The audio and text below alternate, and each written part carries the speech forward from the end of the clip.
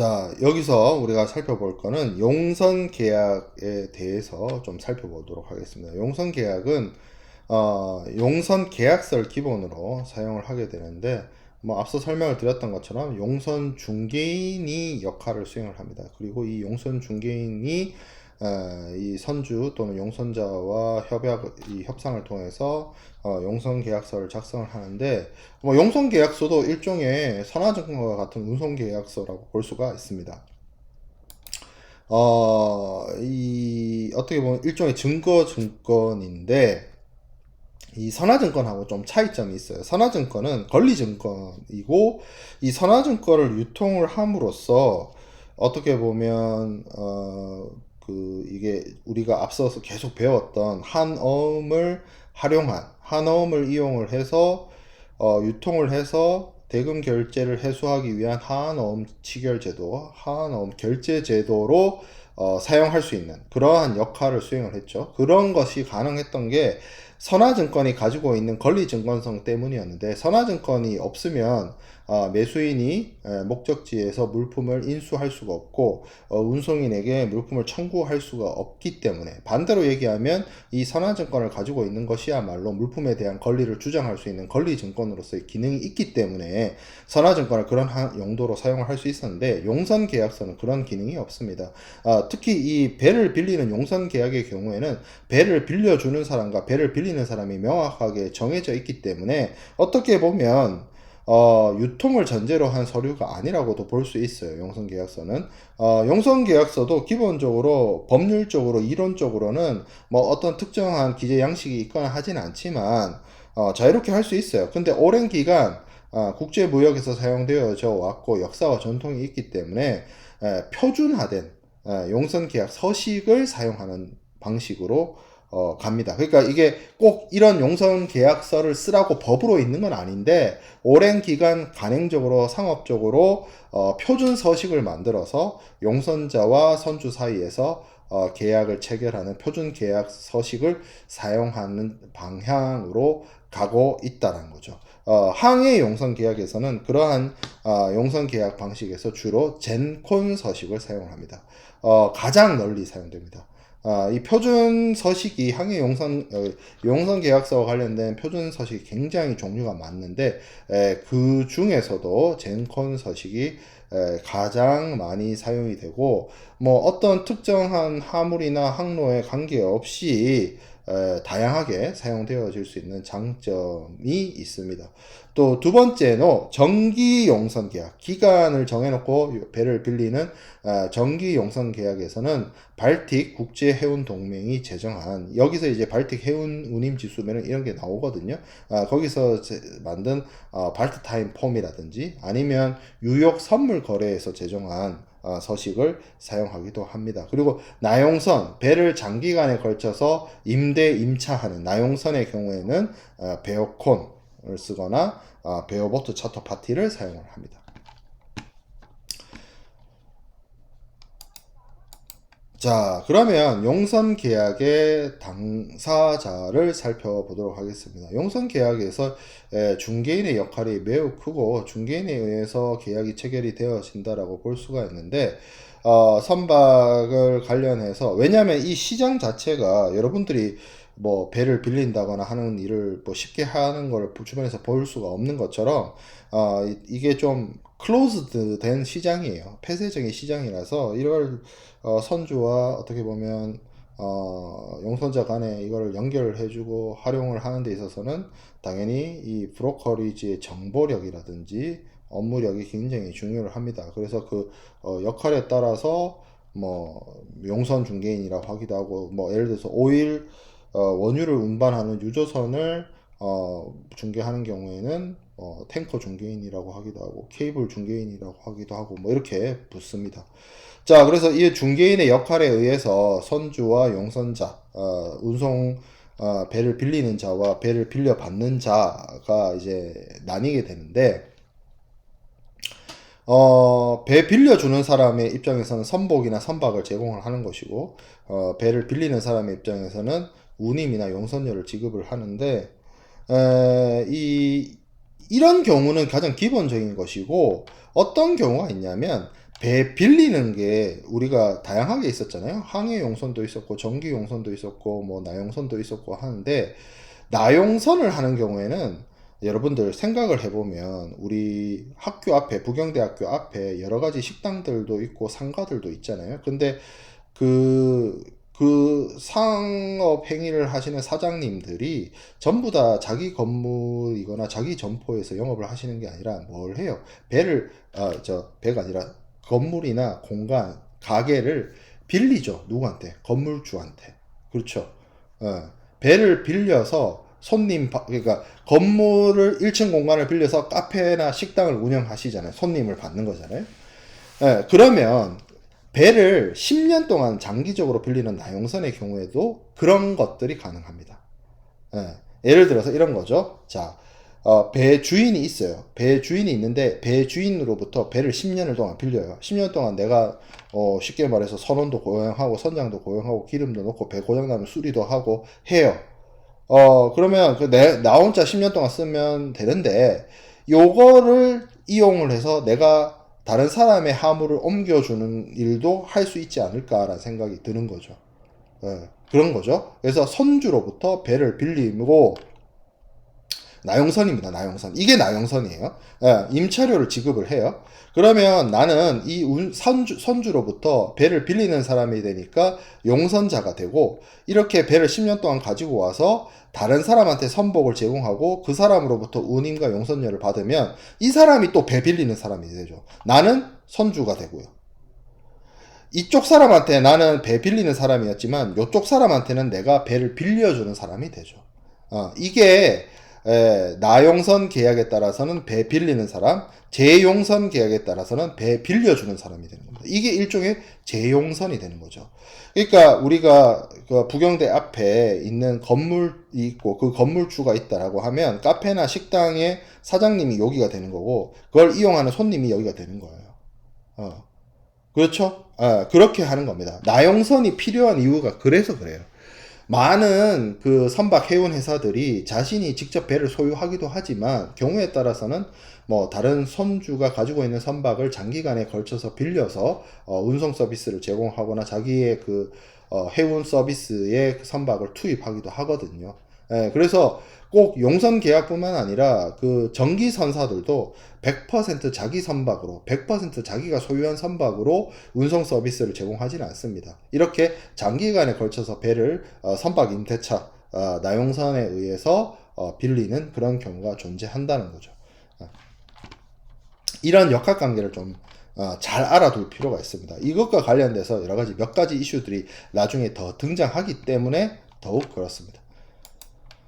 자, 그래서 용선자에게 발행된 선화증권 있는데, 용선자에게 배 빌린 사람한테 선화증권을 발행하는 것은 용선자와 선주 간에 이미 운송계약인 용선계약이 체결되어 있음에도 불구하고 용선계약서와 선화증권의 기능이 다르기 때문에 발행을 합니다. 용선계약서는 말 그대로 배 빌리는 사람, 배 빌려받는 사람, 언제 어떻게 항해용선이면 항해용선, 전기용선이면 전기용선, 나용선이면 나용선, 배 빌리는 것에 대한 계약이고, 선화증권은 말 그대로 운송 화물을 수령을 했고 화물을 선적을 했고 화물의 명세는 어떻고 그런 내용들이 담겨져 있기 때문에 용선 계약 운송을 하더라도 선화증권이 또 발행되어질 수가 있어요. 그래서 선화증권이라고 해서 부정기선 운송에는 절대 사용되지 않는다, 그건 또 아니에요. 용선 계약 체결했다, 이렇게 용선 계약 체결했잖아요. 경우에 따라서는 선화증권이 사용이 되고, 경우에 따라서는 표현이 여러분한테 오해를 불러일으킬 수 있을 것 같긴 한데, 해상 운송에서 물품을 선적했기 때문에 용선 계약하고 별도로 선화증권이 나오는 경우가 대부분입니다. 근데 그렇게 되면 선화증권이 일종의 화물을 수령한 또는 선적한 사실에 대한 증거로서 수령을 하고, 또 권리증권으로서 사용되어지는 게 선화증권이죠. 그렇다 보니까 이 용선계약서 따로, 선화증권 따로의 이슈가 문제가 되는 거죠. 그래서 용선계약서는 용선계약서 그 자체로 사용이 되고, 목적지에서 운송인인 선주로부터 화물을 받아내기 위한 용도로서 선화증권이 필요로 하다. 자, 그러면 전기선 운송, 컨테이너 운송할 때, 배 빌리는 것이 아니라 컨테이너 운송을 할 때 사용되는 선화증권하고 용선 계약을 체결한 상태에서 용선자가 선주로부터 발행받는 선화증권이 어떻게 다릅니까? 라고 하면 기능적으로는 또 거의 비슷해요. 근데 이런 거죠. 일반적인 선화증권은 그냥 선화증권만으로서 모든 게 everything 다 해결이 되는데 용선 계약을 체결한 상태에서 나온 선화증권은 이 선화증권 뒤에 아른아른한 뭔가 검은 어둠의 그림자가 하나 있는 거죠. 그 어둠의 그림자는 뭐예요? 용선 계약서죠. 그러면 그게 안 좋은 거 아닙니까? 안 좋은 거라기보다는요, 안 좋지 않고 끝낼 수도 있어요. 근데 안 좋은 경우는 이런 경우입니다. 예를 들어서, 운선 계약서로서 용선 계약서가 있고 선화증권이 있으면 이게 그냥 기능적으로 배 빌린 사람하고 배 빌려간 사람하고의 역할에 대한 부분은 용선 계약을 하고 물품 선적한 거 사실에 대한 입증 그리고 목적지에서 화물을 찾는 용도로서의 기능적인 부분은 선화증권으로서 사용을 하면 아무 문제가 없는데 내용이 상충되면 문제가 돼요. 내용이. 그 경우에는 이 백그라운드라고 볼 수 있는 흑막이라고 볼 수 있는 용선 계약서가 우선하게 됩니다. 선화증권은 이렇게 돼버리면 단순한 물품 수령증으로서의 기능이 줄어들 수밖에 없어요. 자, 제3자에게 선화증권을 발행하는 경우, 자, 제3자 송화인과 용선자. 여기서 용선자는 해상 운송인의 역할을 수행하는 그런 용선자예요. 그런 사람들 사이에서 운송 계약으로서 선행되는 선화증권이 발행되는 것이다 라고 되어 있는데 이거죠. 어떤 경우냐, 요거죠. 요 경우에는 요 사람과 요 사람 사이에서 용선 계약이 있었고 또 선화증권이 나오는 거잖아요. 근데 요렇게 하는 경우에는 이 운송인 선주와 용선자 사이에서 용선 계약이 있었고 선화증권은 이렇게 발행되는 경우죠. 이렇게 발행되는 경우. 그런 경우에 만약에 내용이 되거나 내용이 상충되거나 뭐 이렇게 됐을 때 조금 문제가 되어질 수가 있다라는 거죠.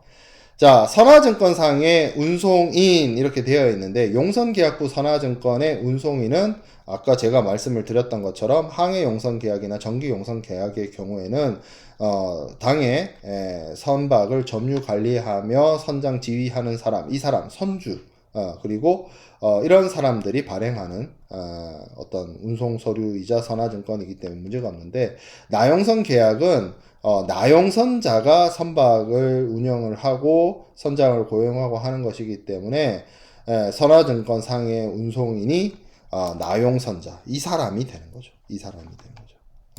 그리고 이러한 경우에는 용선자가 아닌 배 빌린 사람이 아닌 제3자가 선화증권을 소지하고 있는 경우에는 선화증권 계약이 운송계약으로 인정이 됩니다. 왜냐하면 제3자인 송화인하고 해상운송이 체결한 운송계약은 선화증권 계약뿐이기 때문이다. 이 말이 무슨 얘기냐면 자 요렇게는 용선계약이 있었어요. 요 사람이 운송이 돼서 선화증권 발행했어요. 이 사람하고 이 사람 사이에는 일종의 뭐라고 해야 될까요? 용선계약서가 작성되는 것이 아니라 선화증권이 발행된다 라고 볼 수 있죠. 물론 제가 이 그림에는 지금 12번 슬라이드 그림에는 이 사람이 이렇게 배를 빌려와서 이 사람이 이렇게 또 빌린 거라고 제가 그려놓긴 했는데 여기에 이 빌리는 그림이 그냥 빌리는 것이 아니라 그냥 운송계약 체결을 해서 선화증권을 발행했다라고 치면 여기 있는 그 하주와 여기 있는 용선자이자 운송인은 따로 용선계약부 용선계약서를 작성하는 것이 아니라 선화증권만 작성을 하는 게 되는 경우예요. 그런 경우도 충분히 있을 수 있기 때문에 그 경우에는 선화증권 계약으로서 인정되어질 수 있다는 점입니다. 뭐 제가 이렇게 설명을 하니까 용선계약부 선화증권이 굉장히 문제 있거나 할 것처럼 느껴지는데 전혀 그렇지는 않습니다. 사실 뭐 용선계약서가 존재하고 그 사람이 뭐 운송 서비스를 제공하든 안 하든 뭐 아니면 용선 계약을 나용선을 한 사람이 운송 계약을 통해서 또 뭐 선화증권을 발행을 하든 보통 용선 계약서가 존재하고 그 별도의 선화증권이 발행되는 경우에 그 용선 계약의 내용과 선화증권의 내용이 모순되지 않게 실무적으로 진행을 하기 때문에 크게 용선 계약서와 선화증권의 내용이 충돌해가지고 문제가 생기거나 하는 일들을 만들진 않아요. 일부러라도. 되도록이면 그런 경우를 피하고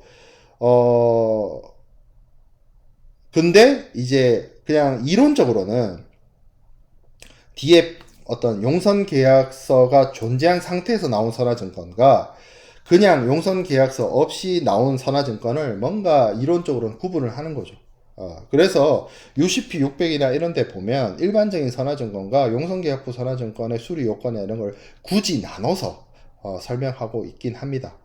근데 여러분들이 지금 이 상무론 시간에 배워가야 될 내용은 실질적으로 나용선 같은 것들이 실제로 많이 있고 항해용선 계약이나 정기용선 계약에도 용선 계약서와 별도로 여러 가지 필요와 사용적인 목적, 실무적인 필요에 의해서 선화증권이 발행되어질 수 있다. 그러면 용선 계약서 따로, 선화증권 따로 이렇게도 사용되어지기도 하고 배를 빌린 나용선을 통해서 배를 빌린 사람이 다른 제3자에게 선화증권을 발행을 해서 운송 서비스를 제공하는 경우에도 그때는 선화증권만 사용되기 때문에 선화증권 그 자체로서 선화증권 계약이 인정이 된다. 뭐 이런 부분들을 좀 체크해서 정리를 하면 될 것 같습니다.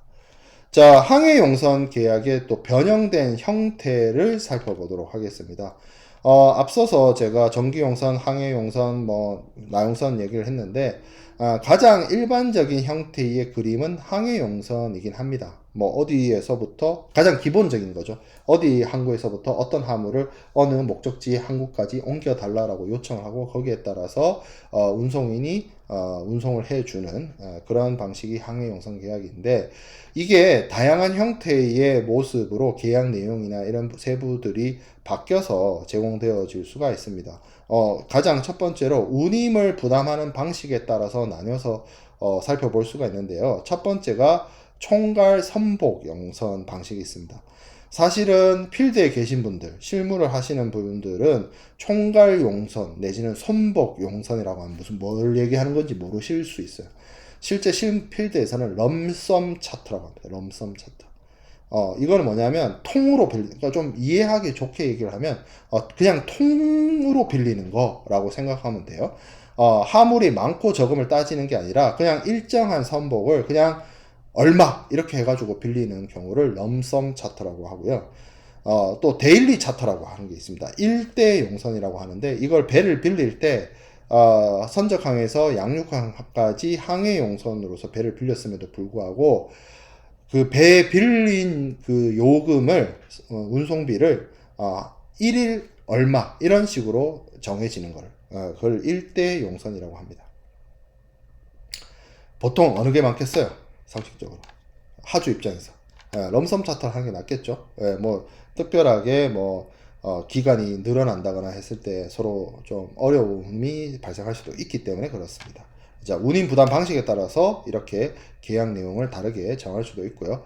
항해 용선의 경우에 이 물품을 어떻게 하역하느냐에 따라서 또 계약 내용이 조금 달라질 수 있습니다. 항해 용선 계약의 내용이.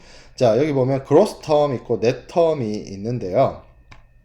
선주가 배 주인이죠. 선주가 하역비, 항비 일체를 부담하는 방식을 그로스 텀이라고 합니다. 물품을 싣고 내리는 거. 그리고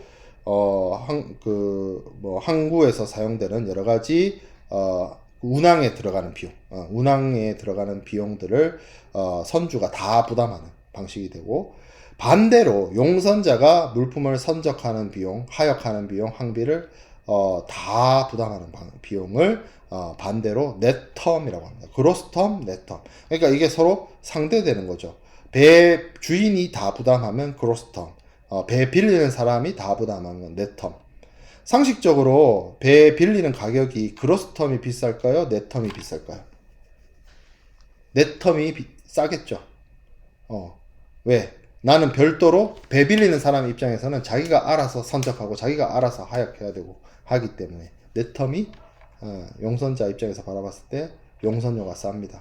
자, FIO 차터가 있는데 이게 하역 방식과 관련되어 있어서 뒤에서 다시 설명을 할 텐데 이게 Free In and Out 차터거든요. 이건 뭐냐면 용선자가 선적 양육 시에 하역비, 배 빌리는 사람이 선적과 하역에 대한 비용을 부담을 하고 선주가 항비를, 운항비, 중간에 운항비를 부담하는 그런 방식입니다. 자, 그 다음에 럼섬 차터. 여기서도 얘기를 했었죠. 운임 부담 방식에 대해서 럼섬 차터를 얘기를 했었는데 용선자가 배 주인한테 사용에 대한 총 운임을 지급하고 뭐 선주는 일정한 선복을 뭐 이게 배가 그 화물이 뭐 많고 적고 뭐 이거 상관없이 제공하는 운송 서비스를 제공하는 그러한 방식을 럼섬 차터라고 이야기를 합니다. 자, 그 다음에 이제 좀 살펴볼 게 정박 기간에 대한 부분까지는 좀 살펴봐야 될 것 같은데요. 정박 기간은 다른 말로 레이 데이스, 레이 타임이라고 합니다. 배가 이제 빌렸잖아요. 용선자가 계약 화물을 선박에 적재하고 하역하고 하는 그런 것들을 할 때 항구에 들어가서 항구에 선박을 정박을 시켜야 되는데 그 정박하는 기간을 보통 젠콘 서식이나 발트타임 서식이나 이런 용선 계약서에 정박 기간은 며칠로 한다 이렇게 보통 적어 둡니다. 적는 란이 있어요. 레이 타임을 적는 이 정박 기간을 레이 데이스라고 하기도 하고 레이 타임이라고 하기도 하는데 이거를 보통 정합니다. 그리고 그걸 정하는 방식이 여기 지금 약정 방법 해가지고 CQD, 뭐 러닝 레이 데이스, WWD 이렇게 나옵니다. 그러니까 정박 기간을 배가 선적 하역을 위해서 항구에 정박하는 기간을 보통 용선 계약을 할 때는 정한다. 용선자와 선주 간에 정한다. 그리고 그 정하는 방법에 이렇게 구분되어진다라고 이해하면 될 것 같아요. 첫 번째, 간습적 조속 하역이라는 게 있습니다. 당해 항구의 간습적 하역 방법 및 하역 능력에 따라서 가능한 한 빨리, 간행적으로 할 수 있는 가장 빨리 하는 방법이에요. 뭐 물론 이 경우에는 뭐 불가항력적으로 항구에서 하역 작업을 할 수 없다라고 하면 그 날짜에서 빼주고요. 일요일이나 공휴일 이런 건 어떻게 계산을 하냐면 여기서 커스터머리, 간습적이란 말이 있잖아요. 그래서 그 항구의 로컬 룰을 따릅니다. 그 항구가 뭐 작업을 안 하면 뭐 기간을 빼는 거고 뭐 그런 방식으로 하는 거를 간습적 조속 하역이라고 하고요. 그러니까 그 항구에서 할 수 있는 최대한의 빠르게 하역을 해야 된다라고 하는 것이 간습적 조속 하역에 해당이 된다라고 볼 수가 있고요. 연속 24시간 이런 게 있습니다. 이건 뭐냐면 비가 오나 뭐 불가항력적인 사유가 있거나 뭐 그런 거 원인 상관없이 하역을 시작한 날짜로부터 하역을 마무리하는 날짜에 이르기까지 그냥 통으로 달력으로 날짜를 세버리는 거예요. 쉬울 수는 있죠. 근데 이게 이제 만약에 그 기간 내에 하역을 완료하지 못하게 되었을 때의 부담이 있기 때문에 자, 그 다음에 WWD, Weather Working Days라고 하는 게 있습니다. Running Ray Days는 뭐 무슨 일이 생겨나든지 상관없이 그냥 쭉이라고 한다면 Weather Working Days는 하역 작업이 가능했던 날, 그러니까 뭐 기상이 악화된다든지 해가지고 하역 작업을 할 수 없었던 날은 그 날짜를 계산하는 데 있어서 빼고 하역 작업이 가능했던 날만을 정박 기간에 산입을 해서 계산을 하는 방식입니다. 그리고 그냥 WWD라고 하면 그렇게 하역 작업이 날씨가 괜찮았던 날만 산입을 하는데 일요일과 공휴일을 처리하는 방식이 또 따로 있어요. 그래서 WWD라고 적고 Sundays and Holidays Excepted라고 적으면 뭐예요?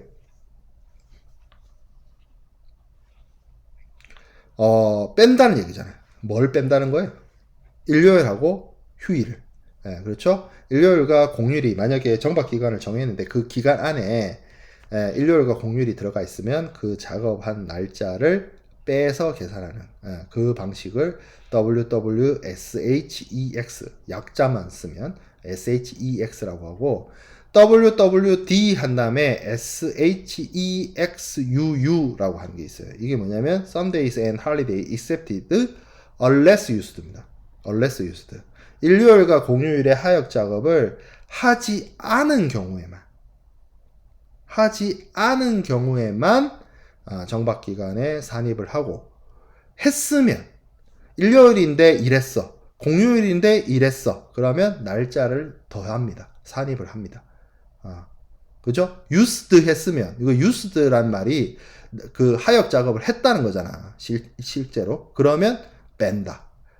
accepted 한 거에서 unless 한다. 이게 부정이에요. 이중부정문이에요. 사실 한국어에서는 이중부정을 잘 안 쓰는데 영어에서는 부정이 들어가서 이게 헷갈릴 수 있어요. 그래서 하역 작업 했으면 산입, 안 했으면 안 넣는다. 이렇게 생각을 하면 됩니다. 자, 그 다음에 밑에 WWD Sunday and Holidays excepted unless used for only time actually used to count. 뭐예요? 자, 유인데 실제로 했으면 넣는데 실제로 넣을 때 이런 경우 있을 수 있잖아. 공휴일하고 일요일은 풀타임으로 8시간 일 안 해. 뭐 한 4시간만 했어. 그러면 그걸 하루로 치기 좀 애매하잖아. 그래서 실제 하역 작업한 날짜만 기간에 넣는다는 거죠. 그런 방식으로 하는 경우가 있습니다. 그러니까 일요일하고 공휴일을 어떻게 날짜 산입을 해서 계산을 하느냐에 따라서 달라진다. 자, 이런 그 약정 기간을 예를 들어서 뭐 어떤 항구에 들어가서 하역 작업을 하는 데 있어서 5일 동안 해라 라고 해서 약정을 했다라고 칩시다. 5일 안에 끝내면 좋은데 5일을 넘어서서 7일, 8일 이렇게 걸렸어요. 그러면 한 3일 손해를 봤다라고 칩시다. 그 3일 좀 기다려주면 되지 않냐? 좋은 게 좋은 건데 라고 생각을 할 수 있는데 용선을 해주는 선주의 입장에서 생각을 해보면 배를 용선자가 빌리는 거잖아요. 그래서 항해 용선의 경우에 어느 항구에서부터 어느 항구까지 옮겨주는데 예를 들어서 20일 정도 걸릴 것 같아서 20일에 맞춰서 타임 스케줄을 짰고 여기서 여기까지 옮겨주고 나는 또 다른 항구에 다른 하주를 만나서 다른 계약을 체결을 해서 다른 운송 서비스를 제공할 수도 있는데 라고 생각할 수 있잖아요. 그러면 정해진 기간을 정해놓는다는 것 자체가 그 정해진 기간 안에 일을 끝내서 빨리 손 털고 나는 마무리 짓고 다른 일 하러 가겠다는 걸 의미한다는 거죠. 그래서 정해진 정박 기간을 정하는 것이 굉장히 중요하고 그 정해진 정박 기간 안에 하역 작업을 마무리하는 것이 필요합니다. 근데 그 정해진 하역 작업 기간 내에 그것을 마무리하지 못하면 배를 빌려준 선주 입장에서는 쉽게 말해서 경제적 손실이 발생할 수 있어요. 그런 경우에 일종의 어떤 페널티로서 부과되는 요금이 있을 수 있습니다. 그게 채선료입니다. 그걸 디머리지라고 하고요. 약정된 기간을 초과해서 선적되거나 양육되면 그 기간에 대해서 배 빌린 사람, 용선자가 배 주인인 선주한테 페널티를 무는 게 채선료입니다. 그리고 반대도 있어요. 5일 동안 정박을 해서 하역 작업을 하기로 했는데 3일 만에 끝냈어. 이틀 세이브 시켜줬죠. 그러면 뭐 하면 돼요? 선주는 이틀 빨리 자기 일을 마무리할 수 있고 경제적으로 이득이 되죠. 그래서 이 경우에는 선주가 그 단축된 기간에 대해서 용선자에게 배 빌린 용선자에게 인센티브를 줍니다. 그거를 조출료, 디스패치머니라고 합니다. 보통 채선료의 2분의 1 수준이고 제가 젠콘 서식이든 발트타임 서식이든 그런 용선 계약서에 선주와 용선자가 용선 계약을 체결할 때 정박 기간을 정한다라고 되어 있잖아요. 그 정박 기간을 정하는 그 용선 계약서에 채손료는 얼마로 한다, 조출료는 얼마로 한다 이런 내용들도 다 같이 약정을 하고 기재를 해 놓습니다. 조항으로 다 들어가 있어요. 클로즈로. 그래서 거기에 따라서 채손료와 조출료가 지급이 되고요. 자, 정박기간. 그래서 제가 다시 정리를 하면 이런 거죠. CQD는 일요일과 공휴일이 그 항구의 로컬 룰에 따르고 그 불강력적인 날짜는 뺀다. 런닝 레이데이스는 일요일이든 공휴일이든 불강력적인 일이든 기상이 악화되어서 경과일수 이제 실제로 하역 작업을 못 하더라도 다 날짜를 카운팅한다. 자, WWD는 일요일과 공휴일을 어떻게 계산할지, 유유로 할지, accepted 할지, 그거를 이제 따로 정해야 되는 거고, 불가항력적인 사유에 의해서 항구에서 하역 작업을 할 수가 없다면, 카운팅 하지 않는다. 이렇게 정리를 하면 될 것 같고요. 채선료는 제가 앞에서 설명을 했습니다. 채선료. 그래서 용선자가 허용된 정박 기간 내에 충분히 선적과 양육 작업을 수행을 하지 못하게 되었을 때 용선자가 선주에게 지급해야 되는 그런 금액을 채선료다라고 이야기를 합니다.